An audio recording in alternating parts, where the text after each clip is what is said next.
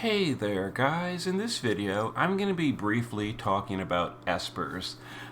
In the past, kind of a long time ago, I made a really detailed Esper guide, and that guide is for the most part still relevant. Very little has changed in terms of Espers in the last 2 years. We haven't really gotten any new Espers. It's the same as always, so the previous guide, which you can look up if you want to, is still totally relevant. But in this video, I'm going to be doing a brief overview per Esper, talking about a few useful things you can get, but more importantly, talking about the pitfalls or the traps on some Espers that people, especially newer players, may learn in their Esper and then kind of wonder why all of a sudden their team is failing for unknown reasons. So we're going to go over, the Espers one by one, trying to be a little bit brief because there's a bunch of Espers. So first of all, I will mention about all Espers, just a generalized tip as far as what should I prioritize first. The first thing on every Esper is killers. Killers are probably the most important thing about an Esper, and the primary reason for equipping an Esper to the units is for the bonus killers. So for any Esper that has killers, like, Ifrit, Golem, Diabolos, stuff like that, they are definitely much more important than Espers like Shiva or Titan that have no killers whatsoever. So if you're short on Super Sight, as a newer player or a returning player, focus on the killer Espers first. Once you have maxed out every single killer available on every single Esper, the next thing I would say worth going for are passive resistances. So every single Esper can learn at the very minimum, assuming it's an elemental Esper for Siren and all. Units or Espers like Odin or Bahamut that don't have an elemental affinity, they don't have resistance nodes. But all the elemental Espers, including Asura, have resistance nodes you can learn. I would say those are the next best option after killers, because these days a lot of fights require specific elemental resistances, and getting 70 or 70 plus 35 for the dual element Espers to a resistance passively can be a big deal, and can in some cases save an entire materia slot or gear slot when you need to hit a certain threshold of resistances. Beyond that, there's not much else other than killers and resistances. You can learn things like support skills, like, the black magic for support chaining. Also stuff like Dispel or Finger Snap is always really good. So stuff like that. So those are just generalized suggestions. Also resistance buffs, by the way. Bar Farega, stuff like that on Espers can be really good. But as far as each individual Esper, Siren is a pretty low priority Esper. Siren doesn't have any killers, not counting the Galvanite killers. No, Galvanite killers are a specialized case, especially for newer players. Just don't even worry about Galvanite. It's very low priority. That's only a thing for the most extreme high-ranking players and Dark Visions or potentially Clash of Wills. It's for most players, Galvanite is not really going to be a big impact. So we're not really going to cover Galvanite in this guide. So for general purpose, Siren doesn't have any real killers. Doesn't have any really good skills either. The only thing good with Siren is maybe Dispel. So definitely learn Dispel on Siren. Other than that, the only thing she's good for is a 70 water resist after you max her passive resistances. Ifrit. Now, Ifrit is one of those ones I talked about that has a trap. Ifrit has a extremely big trap skill. So right here, the Berserker node. I've seen players, mostly newer players, that they come into the help thread on Discord and they're like, my unit is uncontrollable, they're red and they attack every turn, I can't figure out why I can't control my unit. That's because they have learned this node right here, Berserker. Berserker, when learned, any unit equipped to Ifrit will be permanently berserked. You can't remove it, you can't stop it, it's just for the entire fight, the unit is uncontrollable. This node has absolutely no use whatsoever in the game. And in fact, the JP server removed this node because they realized it's nothing but a trap for new players, and the JP server got rid of it. Global, for some reason, skipped that update, and on Global, it's still here. So this is by far the biggest trap in the entire game in terms of Esper nodes. Do not learn Berserker. Other than that, on Ifrit, killers are really good. You can learn the Provoke skill, which can sometimes have use, but honestly these days, not really. Ifrit is basically just for plant and beast killer. Those are two, 75 physical or 125 physical killer or 75 magic. So definitely worth learning. Golem, the only real thing for Golem here is the killers again. There is like some argument for tanking stuff. Like you can get, percent defense on Golem, percent HP. Also, Golem has slightly higher defense than most Espers. But really, it's almost irrelevant these days. Golem is just for the killers. So, Bug and... what's the other one? Bug? Oh, God. Bug and Stone Killer? I don't remember. I know it's Bug Killer. What else does Golem do? So Bug and Stone Killer. Yeah, okay, I thought so. So, get the killers on that. Other than that, not a whole lot going on with Golem. Shiva is like Siren, where it's a pretty low priority Esper. She has no killers at all. Overall, not many support skills. Back in the day, Shiva could learn some low quality breaks, which were good, for the time period. These days, there's way better options for, on-demand breaks for any unit you want. So Shiva is just really not doing a whole lot for you, so she's one of the last Espers you should focus on, other than the fact that she can get, 70 ice resist, which can be useful in some fights. But for the most part, Shiva is a definite skip Esper. Ramuh is mostly the same thing. Ramuh does have options for magical only killers to Demon and I think Stone or one other one. But overall, Ramuh is again a very, very low priority Esper. Ramuh can learn Dispel, and Dispel is very useful sometimes. But other than that, other than some 50% magical killers, there's not much going on with Ramuh, and I would put him towards low priority as well. Diabolos is one of the most useful Espers just because human and demon killer. They are common killers, but they're also common races. Demon and humans are very, very common in the game, so you'll see them pretty often, and Diabolos is just really good. That's really all Diabolos does, though. Diabolos does have Graviga, which is sometimes used in very, very rare scenarios where you want to bring your own party's health low, or you want to trigger like a low health skill like Zon Smoke Bomb. You don't really see that too often these days, and there's other ways to do it, like attacking a unit with guts or something, but I figured I'd mention it.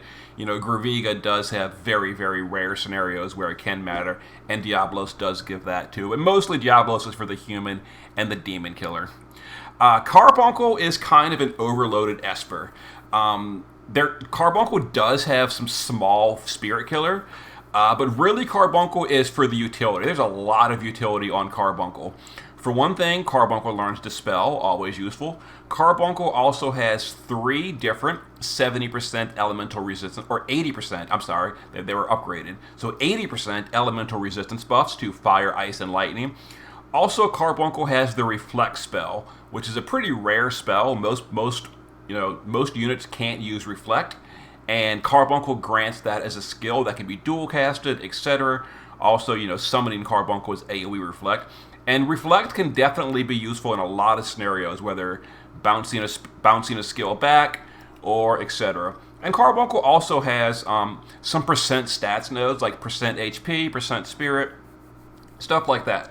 Overall, one of the better Espers for utility, but again, there's not much killers going on with Carbuncle, so I would still prioritize the big killer Espers over Carbuncle, but Carbuncle does have some good stuff. And we're going to actually backtrack. I remember the whole point of this video was talking about trap nodes. I just remembered we forgot Golem. Golem has one of those trap nodes. So right here, the cover skill. You never want to learn this on Golem, because this skill cover is a passive skill. It gives you a 5% chance for the unit on Golem to jump in front of a different unit and cover for them. Now, while this might sound interesting, like, oh, I could jump in front of someone, cover them, and take damage, the issue is if a unit activates cover in a turn, no other unit on that turn can also activate cover. Meaning, if, for example, let's say your, Beach Blaster Olive is on Golem for the Insect Killer, and the boss does an AoE, and Olive jumps in front of someone else, well, all of a sudden now your normal tank cannot activate cover.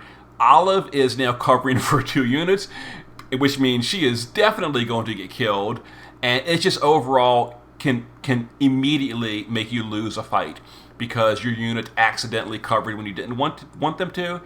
And there is basically no scenario where you would really rely on this in a strategy. It's only 5% chance. If for some strange reason you really desperately wanted to give cover to another unit for a strategy and like roll the dice on the low chance, I mean, you can get cover from a TMR. I think it's Klein's TMR, and you can go that way. Just don't learn it on Golem, because Golem will definitely ruin your run. Again, I've seen newer players come to the help thread and they're like, why is my DPS unit jumping in front of my tank and dying? I can't understand. It's because they learned cover on Golem. Alexander has a similar, we'll talk about that when we get there though. Anyway, back to all the Espers as an overview.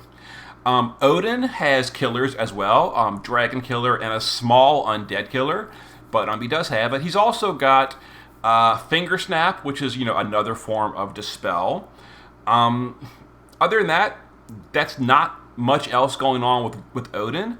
Dragon Killer, Finger Snap, and he is a non-elemental Esper. So on a fight where you don't want any elemental penalties, he's a good option to just throw on a unit. He can also learn, I think, up to 20% passive HP, which can be good for a filler. You can put it on a support unit. You can fill it on your tank if you've got nothing else better to put him on. So Odin, decent. It is the Dragon Killer Esper with a little bit of percentage HP to go along. Titan is another low-quality Esper. No killers at all. No real support skills either, other than an Earth Resist buff, which is useful. And I do recommend you learn the Bar Stonga on Titan.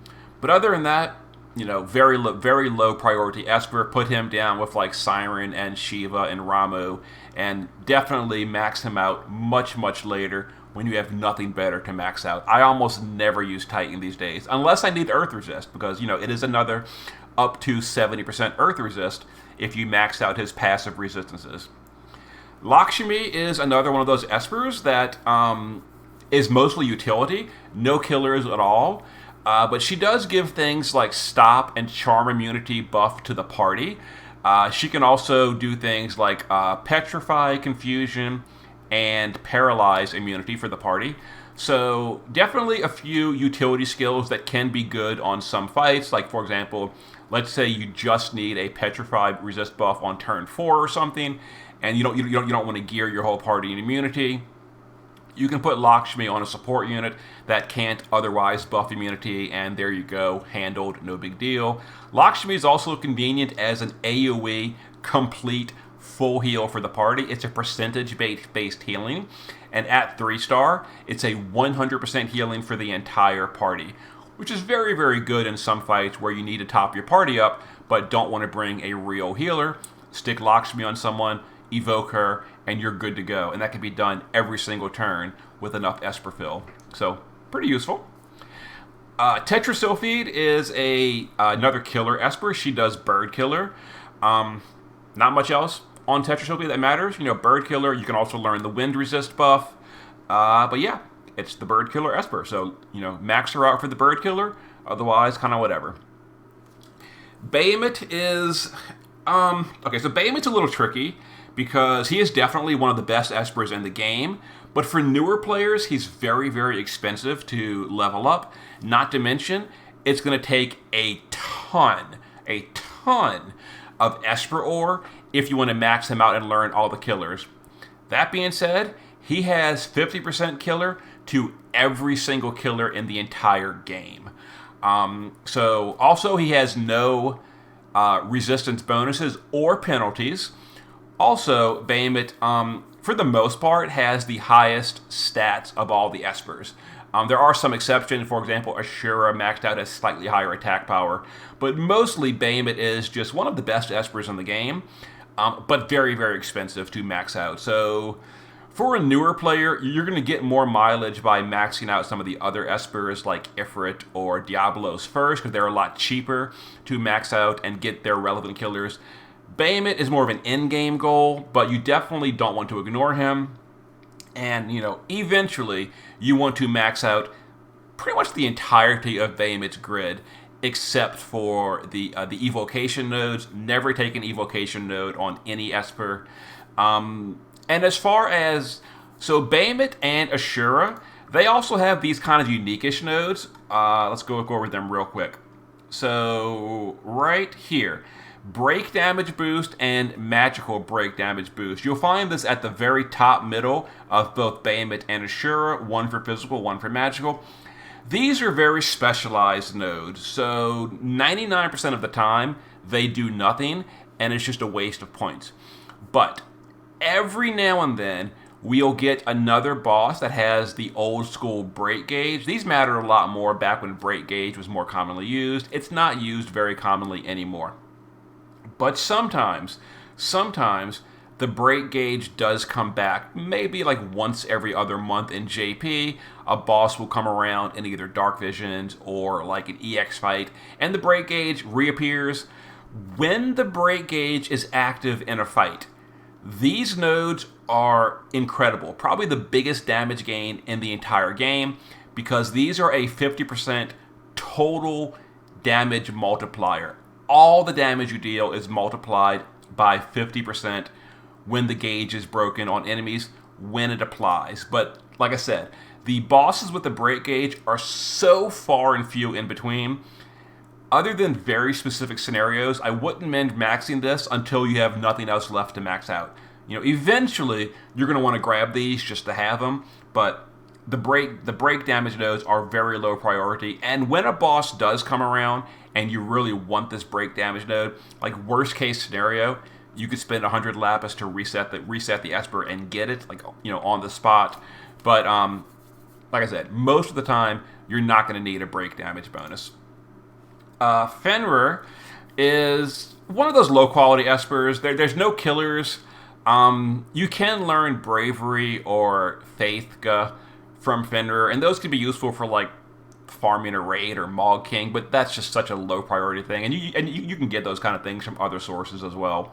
So Fenrir, low quality Esper. Now Fenrir is a useful Esper for evocation, meaning for actually summoning the Esper, because when you summon Fenrir, it's an AoE mirage. Same thing as Thousand Needles, but maybe 1,000 Needles is on someone else. Maybe you don't have a spare materia slot. Fenrir, when evoked, can mirage the party, and that's useful, but that works totally fine even at level 1 with no skills learned. So Fenrir, very low priority, no killers, so put him till much later. Leviathan is another killer Esper. So Leviathan has Aqua and Spirit Killer, two relatively harder to gear for killers. Primarily it's for magical killers, but it's also 75 to physical as well. Other than that, not much on Leviathan. Leviathan does have a skill called, I think, Cursed Current or Cursed Flood, something like that. It gives you flood chaining frames, and, once upon a time, I used to use that all the time in budget guides, but after the Black Magic update, it's usually easier these days to give someone either a Black Magic spell to support chain, or things like Blue Wave, Scarlet Wave, and all that. We've just got overall easier ways to give support chaining to other units. So learning Flood on Leviathan and then later Kokuryu is not as big of a deal these days. I'll still use it every now and then, but not often. Leviathan is mostly for the Aqua and Spirit Killer. Phoenix gives you Undead Killer. Phoenix also has a few really nice support skills. Phoenix can teach any unit a self-only re-raise buff. That way you can re-raise yourself on demand, and I have used this in various strategies. I put it on a support unit where I don't want to waste an action on someone else to cast re-raise, or maybe no one in the party can cast re-raise, and I'll have the support unit re-raise themselves. It's useful. Phoenix also can teach you the raise spell, which can be dual casted on anyone, which is convenient sometimes. Also, when you summon Phoenix, it AoE raises the entire party, which can sometimes be useful. Honestly, if most of your party is dead and you need to use a support unit to use Phoenix to raise them, you're usually going to be kind of like heading towards a game over regardless, but sometimes it can help. But yeah, for the most part, Phoenix is just for the undead killer. Alexander is for the machine killer. He has that, but also Alexander is another one of those Espers that has a trap node. So right here, where is it? Here it is, magic cover. Same thing we talked about with Golem. So Golem has a physical cover passive. Alexander has magic cover. You never want to learn this because just like Golem, a unit on Alexander will randomly jump in front of a different unit and cover for them, and that will definitely ruin your day. Do not learn passive magic cover on Alexander. Dispel is useful. Other than that, Alexander does give Divine Castles protection, which is an AoE 70% light resist buff. Light and dark resist buffs are a little bit more uncommon because you can't get them from green magic. So getting it from an Esper can be useful. There you go. Anima has no killers, and Anima, for the most part, has no real use, except for the fact that Anima has the dark version of Alexander's resist buff. So, where is it? Here it is. Enshrouded by Darkness is an AoE 70% dark resist buff. So again, you can't get light or dark resist from green magic. So getting it from Anima can be useful. That said, there's not a whole lot else on Anima that is useful. So very low priority. Maybe just level him up just enough to get the dark resist buff and then stop there. But it can be useful.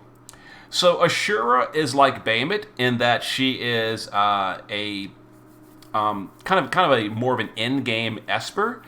She's very expensive to max out. At 3-star, it takes a ton of Esper ore to get her board fully filled out. Eventually, you definitely want to because she's a high stat Esper, doesn't give any resist penalties. In fact, she gives resist bonuses with no penalties. If you max her out, you're going to get a total of 30% to fire, ice, and lightning, and 25% dark, with no penalties at all. Asura is an amazing Esper. Now, Asura also has a trap node, and this is what caused me to make this video. Is during the previous Dark Visions, people using the Riku strategy, they kept wondering, why is there Riku who is counter tag chaining? Why is her chain randomly breaking? And the reason is right here. Mask of Rage. This is a super trap node that new players will learn and not realize why this is a horrible node. Do not learn Mask of Rage. It gives you a chance to counter physical attacks with Mask of Rage, and Mask of Rage is basically a worthless buff. It's a attack and defense 80% buff to the caster, which is too low to matter these days. But the reason Mask of Rage is terrible is in something like Riku, when she's countering, if, for example, she's countering 14 times, then you counter, let's say 6 times, you'll counter normal. Then attack number 7, the counter is actually Mask of Rage. Her counter chaining will stop as she counters Mask of Rage, and then it'll resume with your chain broken. It'll break your counter chain in the middle. More importantly than that, if you're countering Mask of Rage, it's a wasted counter. That's one less of your normal attack counters you could be doing. Same thing on units like, Chow or Abigail or Lilith or anyone else that has a useful counter. if you're countering Mask of Rage, that is one less of the good counters that you would want. So really, there is nothing but downsides for Mask of Rage. So just never learn this ability, because the buff is way too low to matter. It's completely random. You can't rely on it.